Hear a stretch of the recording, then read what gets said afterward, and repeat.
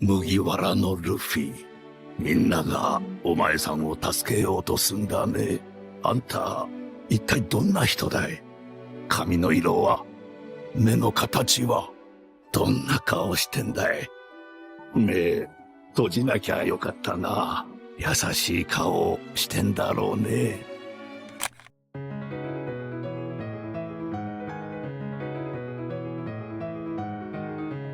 イーストブルーにロジャー船長と同じことを言うガキがいたんだ。船長のあの言葉。君にこの強固な海を支配できるか？支配なんかしねえよ。この海で一番自由なやつが海賊王だ。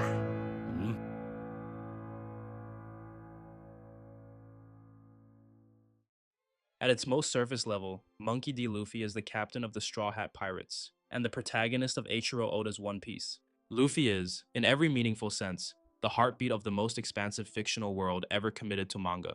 He is a 19-year-old rubber man from Fuchsia Village in the East Blue, the son of the world's most dangerous revolutionary, Monkey D. Dragon, the grandson of Monkey D. Garp, the marine hero, and the spiritual successor to both Gold D. Roger and the ancient figure known as Joy Boy. And despite all of these titles and cosmic significance, the thing that defines Luffy more than anything else is that he is, at his core, a kid who wants to be free. What makes Luffy genuinely unique among shonen protagonists is that he is not driven by a desire to become the strongest, to prove something to the world, or to avenge some great wrong. He wants to be the Pirate King not because the title carries power, but because, as he himself says, the one who is the most free is the Pirate King. His entire journey is fundamentally about freedom. The freedom to go wherever he wants, eat what he wants, befriend who he wants, and live without anyone telling him what he can or cannot be. That sounds simple, almost childish, and that's exactly the point. That is what makes Luffy one of the most compelling protagonists in fiction. But the fact that every single thing he does, from punching a celestial dragon in the face to declaring war on the world government, flows from one simple, unshakable conviction. He will live life on his own terms,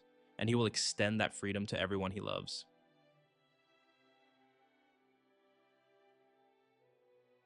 In Fuchsia Village on Dawn Island, a young Luffy met the red-haired pirates, led by Shanks, the apprentice to Gold D. Roger, the man who conquered the Grand Line. Though to young Luffy, he was just a fun guy who partied and laughed a lot. They had acquired a devil fruit, what the world believed to be the Gum Gum fruit, which was stored in a chest at Makino's bar. 7-year-old Luffy, who idolized Shanks and desperately wanted to join his crew, found the fruit and ate it on a whim, not realizing what it was. By the time Shanks noticed, it was too late. Luffy had consumed the entire fruit, permanently transforming his body into rubber and losing his ability to swim forever. On the surface level, this just seems like Luffy ate it because he was a reckless kid who grabbed food without thinking, but Oda layered this seemingly simple moment with enormous narrative weight. Shanks almost certainly knew what the fruit really was, the human fruit, model Nika, and let Luffy eat it because he ultimately knew the fruit had a will of its own, that for 800 years it had evaded the world government's grasp, slipping through the fingers of anyone who tried to control it, and that if this ancient, seemingly sentient power chose to land in the hands of a reckless, grinning kid from Fuchsia Village who spoke the same words as Gold D. Roger,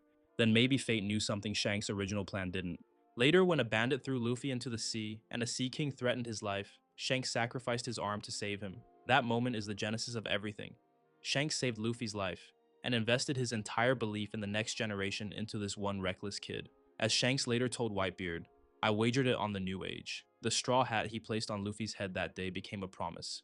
Return it to me when you've become a great pirate. But that hat alone wasn't just a simple promise. The same hat once sat on the head of Roger himself, the only man to ever conquer the Grand Line, who entrusted it to Shanks before his execution. The hat may trace back even further, to Joy Boy, the original warrior of liberation, whose will has echoed across 8 centuries, waiting for someone worthy to inherit it. So when Shanks placed that hat on Luffy's head, it wasn't as simple as him passing down a keepsake. He was placing the accumulated will of every dreamer who wore it before, Roger, and perhaps Joy Boy himself, onto the shoulders of a crying 7-year-old who didn't yet understand the weight of what he'd been given, but whose spirit had already proven he was worthy of carrying it. Shanks' influence on Luffy cannot be overstated. He was not a father figure in the traditional sense, more like a charismatic uncle who showed up for a year and left an impression that lasted a lifetime. But that impression shaped the entire philosophy Luffy carries, that pirates are about adventure, freedom, and joy, not cruelty. Shanks modeled a version of piracy that was about laughter, loyalty, and choosing your own path.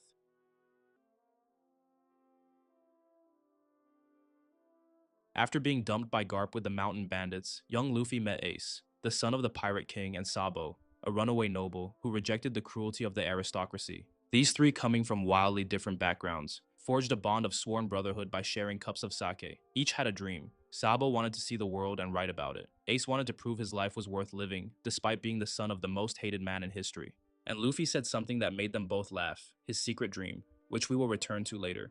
What makes this brotherhood so narratively rich is that each boy represents a different face of the world's injustice. Ace carried the sin of his bloodline, hated before he was ever born, simply for being Roger's son. He spent his entire childhood asking people whether he deserved to exist, and it was Luffy and Sabo who gave him his first reason to say yes. Sabo was the inverse, born into privilege, but suffocated by it. His parents didn't love him. They saw him as a tool to climb the social ladder. He chose the garbage heap of Grey Terminal over the gilded cage of Hightown, because at least in the trash, he could breathe. And Luffy was the abandoned one. His father Dragon was absent. His grandfather Garp dumped him in the mountains, and the only people who ever made him feel like he belonged were a pirate who left and two boys who chose him as family. All three were, in their own way, kids the world had failed. And yet together, hunting crocodiles in the forest and dreaming on cliffs overlooking the sea, they had a home. Sabo's apparent death at the hands of a celestial dragon's ship was Luffy's first encounter with the cruelty of the world's power structure. A world noble casually firing on a child's boat because it was in his way, and no one daring to stop it. Ace's death at Marineford, right in front of Luffy's eyes, was the single most devastating moment of his life. Ace took Akainu's magma fist through the chest while shielding Luffy, and in his final breath, thanked Luffy for loving him. The answer to the question he'd been asking his whole life. After Ace died, Luffy fell into complete despair, the only time throughout the 1100 chapters where his spirit truly broke. He simply went blank, as though the part of him that understood how to keep going had been ripped out. This is crucial to understanding Luffy's character. He does not process the world through ideology or logic. He processes it through people. Ace's death did not make him hate the Marines or swear vengeance. It made him realize he was too weak to protect the people he loved, which led directly to the 2-year time skip, where every Straw Hat independently chose to get stronger. For him, Luffy didn't order the crew to train. He sent a message asking them to wait 2 years, and every single one of them, scattered across the world by Kuma, understood why and committed to it without hesitation.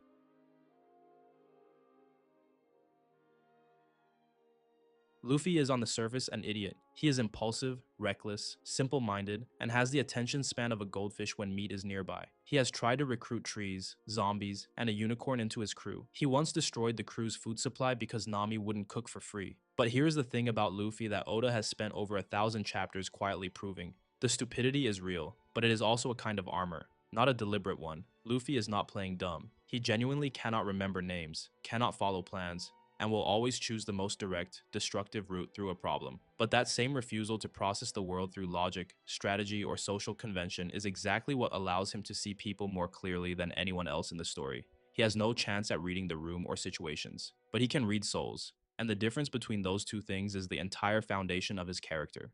What makes this work narratively is that Oda never frames Luffy's emotional insight as some mystical power, at least not until Gear 5 recontextualizes it. It is presented as something organic, the natural consequence of a person who has no filter between what he perceives and how he acts. Luffy does not suppress instinct with reason. He does not second-guess the feeling in his gut, and because he never overthinks, he never misreads. The intellectual characters in One Piece, the schemers, the strategists, the tacticians, they are constantly wrong about people. Crocodile misjudged Robin. Big Mom misjudged her own children. But Luffy has never been wrong about a single person he has chosen to trust. Let's take a look at one of the scenes from Arlong Park, for example. When Nami stabs herself, screaming, bleeding, trapped under the weight of a broken promise and 8 years of slavery, she turns to Luffy, the boy she tried to rob, tried to betray, tried to push away. And through her tears, she whispers, "Help me." And Luffy, who has said almost nothing this entire arc, who walked away when Nojiko tried to explain Nami's backstory because he did not need to hear it, places his hat on her head and walks toward Arlong Park. This is the moment that defines Luffy's emotional intelligence, and it happens in the first 100 chapters. He did not need context. He did not need a tragic backstory explained to him. He saw a person he cared about in pain, and he understood instinctively. She didn't need any words, didn't need a pep talk, nor sympathy, but someone who would simply act. Someone who would not ask her to justify why she needed help, would not demand she explain her tears, would just take the weight off her shoulders by force. That placement of the hat, the single most precious object in Luffy's world, is the most eloquent thing he has ever done, and he did it without speaking a word. He feels the truth in someone's heart, and he acts on it with absolute conviction. This is where Luffy's stupidity becomes his greatest strength, because he doesn't overthink. He doesn't hesitate. He punched a celestial dragon because he saw a friend get shot. He declared war on the world government because Robin said she wanted to live. He infiltrated the territory of an emperor because his cook was taken from him. These are not the actions of a fool. They are the actions of someone who has stripped away every layer of societal conditioning and operates purely on his own moral compass. Luffy's defining trait is sincerity. There is no subtext to Luffy, no hidden agenda, no gap between what he says and what he means. When he tells someone he will kick their ass, he means it. When he tells someone they are his friend, he means it. When he says he will become the Pirate King, he means it. And in a world defined by deception, pirates who betray, governments who lie, nobles who perform kindness while owning slaves. So the sincerity Luffy bears is so disorienting, so fundamentally alien. Think about how many characters in One Piece have been undone by Luffy simply meaning what he says. Vivi could not believe someone would fight a warlord for a country that was not his. Robin could not believe someone would declare war on the world for a woman they barely knew. Hancock could not believe someone would resist her beauty and then punch a celestial dragon for a stranger. Momonosuke could not believe an outsider would bleed for Wano's freedom. Law could not believe someone would throw away a perfectly good strategy just because it meant abandoning an ally. Over and over, Luffy walks into rooms full of cynical, traumatized people who have been taught by the world that kindness is transactional, that loyalty is conditional, that no one helps without expecting something in return. And he proves them wrong by being exactly what he appears to be. Nothing more, nothing less. The result is not just that people follow him, it is that people change in his presence. They shed the armor they built from their own past. They start dreaming again. This is the single most consistent pattern in One Piece, and it is why Luffy has amassed an empire of allies, a literal fleet now, without ever intending to.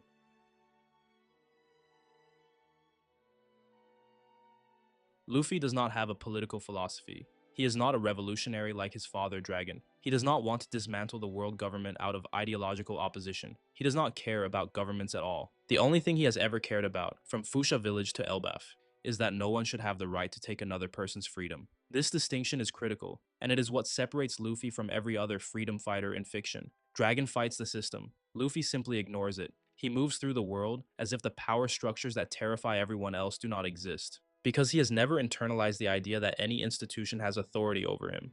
He does not fight these institutions because he wants to reform them. He fights them because they happen to be standing between him and the people he cares about. What makes this philosophically interesting is that Luffy's freedom is not abstract. It is relational. He is not free from something.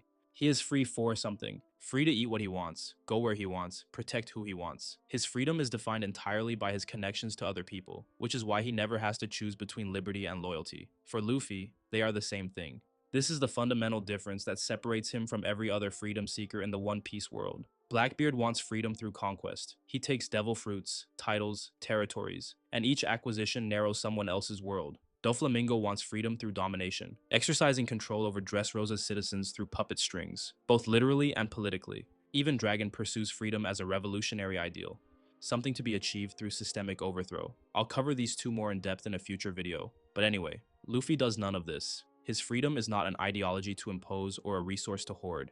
It is a way of being, and it is contagious. The proof is his crew. Luffy doesn't recruit based on strength or utility. He never asks whether someone is useful. He recruits because he senses a dream suffocating beneath a weight that person should never have had to carry alone. And his method of liberation is always the same. He simply refuses to accept their resignation. He refuses to let them shrink. He crashes through the walls they built. Every single Straw Hat, before Luffy found them, was a prisoner. Not always in chains, sometimes in grief, sometimes in self-loathing, sometimes in loneliness so deep it has calcified into identity. Luffy freed them all. And the extraordinary thing is that he freed each of them differently, because his relational freedom adapts to whoever stands in front of him. Roronoa Zoro was not physically imprisoned on Captain Morgan's base. He was conceptually imprisoned. He was tied to a post, yes, but the deeper restraint was that every authority figure who had ever approached him wanted him as a weapon. Mr. Seven from Baroque Works recruited him with a threat: join or die. Captain Morgan offered the same binary. Zoro existed in a world where strength was only valued as a tool for someone else's ambition. Luffy obliterated this paradigm by doing something no one had ever done.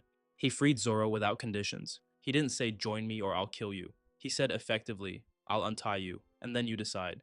This is a radically different proposition. By giving Zoro authentic freedom, freedom to leave, freedom to pursue his dream independently, Luffy inadvertently made Zoro want to stay. Because for the first time, someone acknowledged Zoro's dream as equal to their own. and offered a path where both dreams could coexist. This is why Zoro's loyalty is the most ferocious in the crew. It was never coerced. It was freely given precisely because it was freely offered. Nami's prison was Arlong, but Arlong was only the surface. The deeper prison was the belief, beaten into her across years of servitude, that she had to carry every burden alone. She had been buying back her village one stolen berry at a time, and the weight of that solitary responsibility had warped her into someone who could not trust, could not depend, could not ask. When Arlong betrayed her deal and the Marines stole her savings, Nami snapped. She sat in the dirt, stabbing the Arlong tattoo on her arm with a knife, trying to destroy the mark of her bondage. When Nami finally said, "Help me," it was the first time she had ever said those words to anyone. Those two words shattered a lifetime of enforced self-reliance. And Luffy's answer, placing his hat on her head, marching toward Arlong Park, was a declaration that she was allowed to need people. His freedom gave her permission to stop being strong. Usopp's case is the most complicated because Luffy initially got it wrong, and his failure is as important as his eventual success. At Water 7, Usopp was drowning in insecurity. He had just been beaten and robbed by the Frankie family, and the news that the Going Merry was beyond repair felt like a death sentence for his own relevance. In Usopp's mind, the ship was him, a broken thing that could not keep up. When Luffy announced they would replace the Merry, Usopp basically heard that he was replaceable. Crucially, Luffy did not read this correctly. He announced the decision bluntly, without recognizing the emotional minefield underneath. This led to their emotional duel, where Usopp challenged Luffy for ownership of the Merry. But here is the hidden genius of Luffy's relational freedom. He did not hold back. He fought Usopp seriously, with tears streaming down his face, because treating Usopp as anything less than an equal, pulling punches, being gentle, would have confirmed every insecurity Usopp had. By fighting him with everything he had, Luffy communicated the opposite. "You are strong enough to stand across from me. You are worthy of my full respect, even when you are wrong." Usopp lost the fight but gained something more important, proof that he mattered enough to be taken seriously. Sanji's prison was his bloodline. The Vinsmoke family engineered him to be a weapon, and when the modifications failed, they locked him in a dungeon and erased his existence. Judge literally put an iron mask on his son's face. Sanji escaped, built a new identity at the Baratie, and poured his self-worth into cooking, but the wound never healed. Some part of him always believed that he was the defective child, the failure, the one who was not worth keeping. Whole Cake Island ripped that wound open. Big Mom's arrangement forced Sanji back into the family that rejected him, and Judge's cruelty made it clear nothing had changed. Sanji's response was to push everyone away. He attacked Luffy on the road, told him the food at Whole Cake Island was better, tried every lie he could think of to make Luffy leave, and Luffy stood there in the rain, bleeding, and said, "I know you're lying. I can't become Pirate King without you. I'll wait here, and I won't eat anything until you come back." For someone whose defining trauma was being told he was not needed, hearing "I can't do this without you" from the man he respects most in the world was literally an atom bomb to every wall Sanji had ever built. Luffy's freedom here was the freedom to be completely, devastatingly honest, to say what he felt without calculation, without manipulation. He did not argue with Sanji into returning. He simply stated a truth so absolute that Sanji could no longer hide behind lies. Nico Robin's prison was the most totalizing of all, because her jailer was the entire world. The world government had hunted her since she was 8 years old. Every person who had ever sheltered her was destroyed for the crime of association. She had internalized the logic of her oppressors so completely that she believed her existence itself was a burden, that anyone who cared about her would be annihilated. At Amy's lobby, Robin tried to sacrifice herself to protect the Straw Hats, telling Luffy she wanted to die. Luffy's response was to order Sogeking to shoot down the world government flag, a literal declaration of war against the institution that had terrorized Robin her entire life. The symbolism here is peak. Robin's argument was, "You don't understand who my enemy is." Luffy's answer was, "I do understand, and I don't care." He burned the flag of the world's greatest power to ash, and then demanded that Robin say what she actually wanted. That command is the thesis statement of the entire series. It is Luffy telling Robin that her freedom does not exist in isolation. She is not free to die for them, because her death would destroy the freedom of everyone who loves her. Freedom for Luffy is communal. Robin's "I want to live, take me with you to the sea" is the moment she finally accepted that her existence was not a curse but a gift, simply because one crew of lunatics burned a flag and went to war to prove it. Chopper's prison was the word monster. Rejected by his reindeer herd for his blue nose, rejected by humans for being a talking animal, Chopper had been told by every society he encountered that he was an aberration. Dr. Hiruluk and Dr. Kuroha loved him, but their love existed in isolation, on a frozen mountain, away from the world. Chopper had never experienced casual, thoughtless acceptance from a stranger. Luffy didn't know Chopper's backstory when he asked him to join. He didn't even know Chopper was a doctor. He wanted him because he thought a talking reindeer who could transform was, quote, cool. This is Luffy's relational freedom at its most instinctive. He did not evaluate Chopper's utility or weigh his trauma. He simply saw a being he found interesting and invited him aboard with the same enthusiasm he would show a plate of meat. Chopper, who had spent his entire life being defined by what he was, being wanted for no strategic reason at all, was revolutionary. Luffy didn't want a doctor. He wanted Chopper. That distinction shattered the monster label more completely than any argument ever could, because Luffy rendered it irrelevant. Frankie's prison was guilt. He had built the sea train components that were used to frame his mentor Tom, leading to Tom's execution. He had destroyed the Pluton blueprints, but the guilt remained. He had been modifying his own body, pouring his genius into self-destruction rather than creation, punishing himself for a crime the world government had engineered. Luffy's crew gave Frankie something he could not give himself. A project worthy of his talent that pointed forward instead of backward. Building the Thousand Sunny, the ship that would carry the future Pirate King to the end of the Grand Line, was Frankie's liberation from the cycle of guilt. Luffy, again, did not absolve him with words. He gave him a purpose so enormous that the past could not compete with it. Brook's prison was the most haunting. 50 years of absolute solitude in the Florian Triangle. A living skeleton drifting through fog on a ghost ship, sustained only by a promise made to a whale half a world away. His crewmates died around him, one by one, and his devil fruit brought him back into a body that was already bones. He existed in a state of living death, technically alive, functionally dead. When Luffy heard that Brook had waited 50 years to fulfill a promise to Laboon, his response was instant. He wanted Brook even more, not despite the absurdity of the promise, but because of it. Because a man who would endure half a century of loneliness rather than break his word was exactly the kind of person Luffy understood on a molecular level. Luffy had made his own promise to Laboon at Reverse Mountain, a promise to return and have a proper fight, without knowing Brook existed. The two promises were parallel lines that Oda drew across hundreds of chapters before they finally converged. Brook's freedom was not from loneliness. It was the freedom to complete something. Luffy gave him a crew, a ship, a path back to Reverse Mountain, and in doing so, gave meaning to 50 years that had nearly been rendered pointless. Brook's eternal gratitude is so deep that after the time skip, when he had become a world-famous rock star with wealth and fame, he abandoned it all the moment the Straw Hats returned, because nothing compares to the freedom of sailing toward a kept promise. Jinbei's prison was obligation. As a former warlord, he was bound to the world government. As a follower of Fisher Tiger's dream, he was bound to the cause of Fishman liberation. As a protector of Fishman Island, he was bound to Big Mom's territory. Every role Jinbei occupied was defined by duty to something larger than himself. And while these duties were noble, they left no room for his own desires. When Luffy asked Jinbei to join at Fishman Island, Jinbei declined, not because he didn't want to, but because he had obligations to fulfill first. Luffy's response was characteristically direct. You better keep that promise. He simply stated that Jinbei's place was waiting for him whenever he was ready. It took years. Jinbei had to sever his ties to Big Mom, nearly die in the process, and fight his way across the ocean before he could finally stand on the Thousand Sunny and say, I'm home. The blood transfusion scene where Luffy, a human, gives his blood to Jinbei, a fishman, in a world where such actions are looked down upon, remains one of the most potent symbols of Luffy's freedom. He does not recognize the boundary between human and fishman, because the boundary does not exist in his world. His freedom is not tolerant. Tolerance implies recognizing a difference and choosing to overlook it. His freedom is genuinely blind to the categories that imprison everyone else.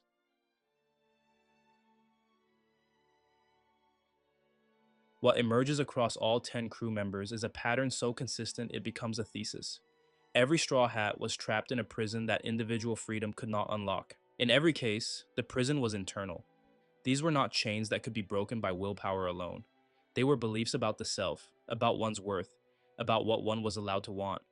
And in every case, it was specifically Luffy's relational freedom, his stubborn, irrational insistence on caring about people whether they wanted him to or not that broke through. This is what I find to be the deepest answer to why Luffy's freedom works. It is not a philosophy of independence. It is a philosophy of interdependence. He is free because he is connected. They are free because he connected them. The Straw Hat Pirates are not a crew of people who happen to be free. They are a crew of people who freed each other, with Luffy as the catalyst. His freedom is a flame that, once it touches another person, does not diminish. It multiplies. And this is why the crew fights so ferociously for him. Zoro takes his pain. Nami navigates impossible seas. Usopp lies until his lies become true. Sanji feeds everyone with love disguised as insults. Robin reads the stones that will uncover the truth.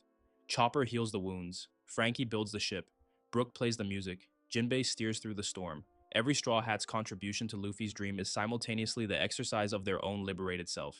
The crew is not serving Luffy. They are being who they always were, finally unshackled, and it just so happens that who they truly are is exactly what Luffy needs. It's just so beautiful.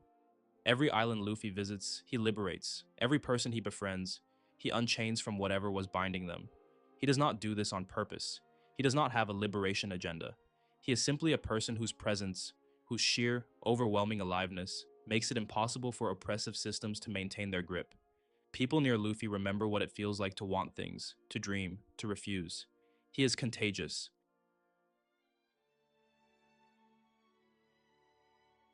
The Gear 5 Sun God Nika revelation did not change who Luffy is. It named what he has always been.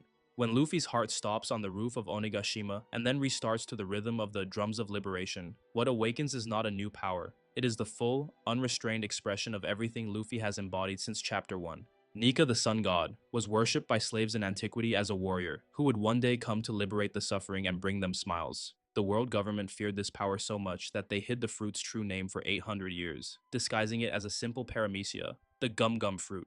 Because if people knew what it really was, they might start hoping again. And hope, in a world built on erasure and control, is the one resource the celestial dragons cannot tax, cannot confiscate, and cannot erase. This is the genius of how Oda structured the reveal. For over 1,000 chapters, readers believed Luffy's power was simple. He was rubber. He stretched, he bounced, he absorbed blows. It seemed almost comically modest next to the apocalyptic forces wielded by admirals and emperors. But the modesty was the disguise. The fruit was never rubber. It was imagination given form, freedom given flesh. And the reason nobody recognized it for what it truly was is the same reason nobody recognized Luffy for what he truly was. The world government had spent 8 centuries making sure nobody remembered what liberation looked like. Gear 5 is, in every sense, the manifestation of freedom. It turns the laws of physics into suggestions. It makes Luffy's body behave like a cartoon. Eyes popping out, limbs stretching impossibly, the ground turning to rubber beneath his feet. It is absurd, joyful, ridiculous. And that is the entire point. Luffy's peak is the ability to turn the world into a place where anything is possible and nothing is too heavy to laugh at. Against Kaido, a man who rules through despair, who has broken the spirits of an entire nation, Luffy fights by giggling. He turns Kaido's own attacks into slapstick. He grabs lightning out of the sky and throws it back. He inflates himself into a giant and bounces Kaido's strongest technique off his belly like a rubber ball. The visual language is deliberate. Oda draws Gear 5 like a Looney Tunes episode, and that choice communicates something profound about what kind of story One Piece is. One Piece has always argued, from its very first chapter, that the most dangerous thing in the world is not strength. It is joy. Joy is what the world government cannot control. Joy is what Doflamingo's birdcage cannot cage. Joy is what 20 years of Kaido's occupation could not fully extinguish in Wano. And Luffy, this idiot, this menace, this rubber-brained, meat-obsessed disaster of a human being, is the living proof that joy, once ignited, cannot be stamped out. Luffy in this state is liberated from everything, not just physical limitation, but sadness, pain, grief, and every negative emotion that might hold a person back. He is experiencing the most complete form of freedom that exists. His joy is not performative or strategic. It is the natural byproduct of total liberation. And because his fruit's awakening affects the environment, not just his body, that joy radiates outward. The ground itself becomes rubbery. The air itself seems lighter. Everyone within range of the drums of liberation feels it. But here is where the narrative becomes philosophically interesting, and where Oda separates himself from every other shonen author who has ever leaned on a chosen one trope. Nika is not a prophecy fulfilled. Nika is a pattern recognized. The fruit chose him, or more precisely, it responded to him, because he was already doing what Nika was supposed to do. He was already liberating people. He was already bringing smiles.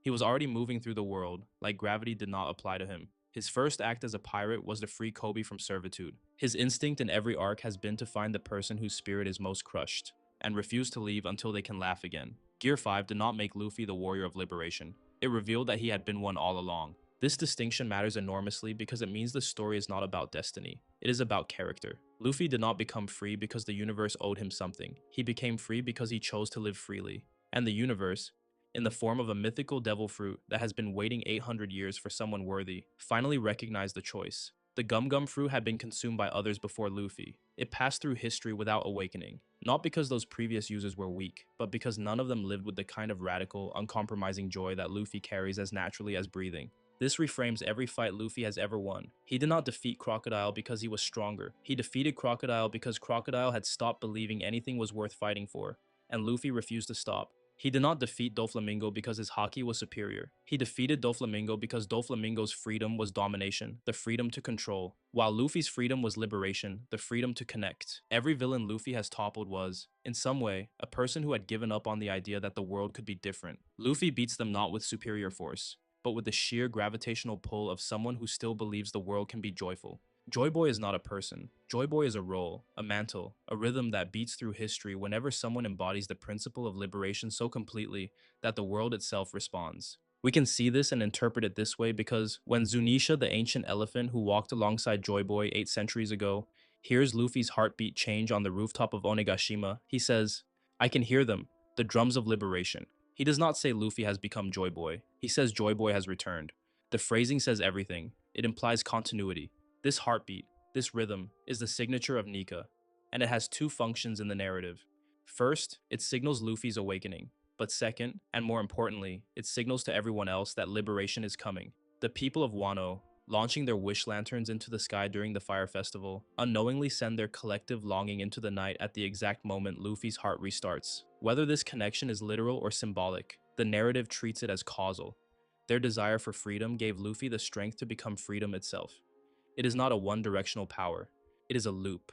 Luffy liberates people, and the liberated in turn sustain the liberator. This is what makes Gear 5 fundamentally different from every other transformation in Shonen. Gear 5 is communion. It is powered not by individual willpower alone, but by the collective desire of the oppressed for someone, anyone, to make them smile again.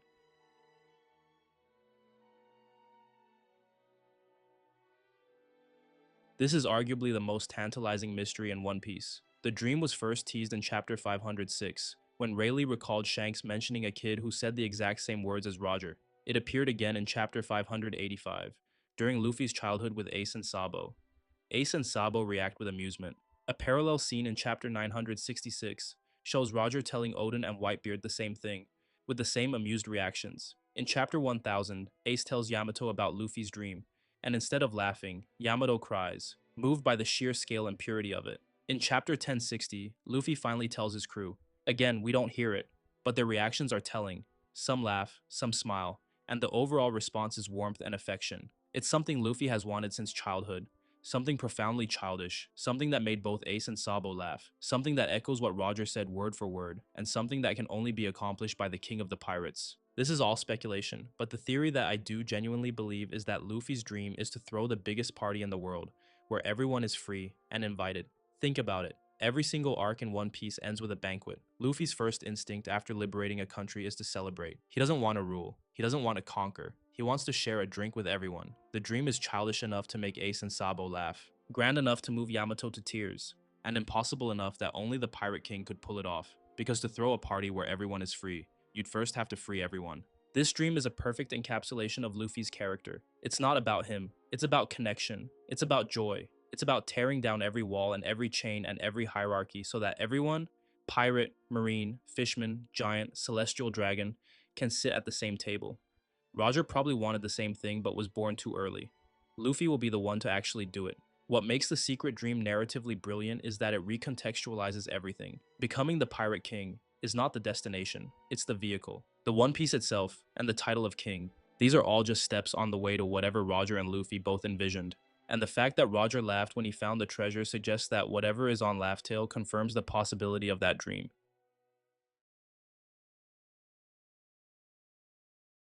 One Piece is, at its rawest form, a story about one question. What does it mean to be free? Every character in the series is grappling with some form of bondage. Physical chains, social expectations, generational trauma, self-imposed guilt, systemic oppression. And the answer the story keeps arriving at, through Luffy, is this. Freedom is not the absence of constraints. Freedom is the courage to choose your own bonds. Luffy is the freest character in the series, and yet he is the most bonded. He is bound to his crew, to his promise to Shanks, to the memory of Ace, to the dreams of every person he has ever befriended. He does not experience these bonds as limitations. He experiences them as the very substance of his freedom. He is free because he has people he would die for, and people who would die for him. The straw hat is not a symbol of his independence. It's a symbol of his connection. This is what makes Luffy's dynamic with every character in the series so thematically rich. Each straw hat represents a different kind of liberation. Zoro was freed from a dishonorable death and given a captain worthy of his loyalty. Nami was freed from a lifetime of slavery to Arlong. Usopp was freed from the lie that he was nothing without bravery. Sanji was freed from a family that treated him as worthless. Chopper was freed from the label of monster. Robin was freed from the belief that she had no right to exist. Frankie was freed from self-destructive guilt. Brooke was freed from 50 years of isolation. Jinbei was freed from the cycle of racial hatred. Every single one of them was in a cage, some literal, some psychological, and Luffy, without any grand philosophy or political agenda, simply broke the door open and said, "Let's go." And that is why Luffy's fruit being the sun god Nika is so perfect. Not because it makes him powerful, though it does, but because the sun god was worshipped by slaves as a symbol of liberation. He made the fruit what it is. What Luffy and his relationships reveal is Oda's ultimate thesis, that the highest form of freedom is not doing whatever you want, but having people worth fighting for and dreams worth chasing. The One Piece world is full of people who use freedom as an excuse for cruelty. The celestial dragons do whatever they want, and they are the least free characters in the story, imprisoned by their own entitlement and paranoia. Luffy, who technically has no home, no wealth, and is hunted by the most powerful government on the planet, is freer than all of them combined. The concept of inherited will is the backbone of the entire story. Roger's dream passed to Shanks, and through Shanks to Luffy. Joy Boy's will passed through centuries to find someone whose heartbeat could awaken Nika's drums. Ace's flame now burns in Sabo's hands. Hirolux's sakura bloom on Drum Island. Corazon's kindness now lives in Law. Every dream that seems to die is picked up by someone else and carried forward. Because in the world of One Piece, dreams never end. And Luffy is the ultimate expression of this. He doesn't just inherit the will of one person. He inherits everyone's. Every island he visits, every person he saves, every friend he makes, their dreams become his burden, and he carries them gladly. And that's just the kind of person Luffy is.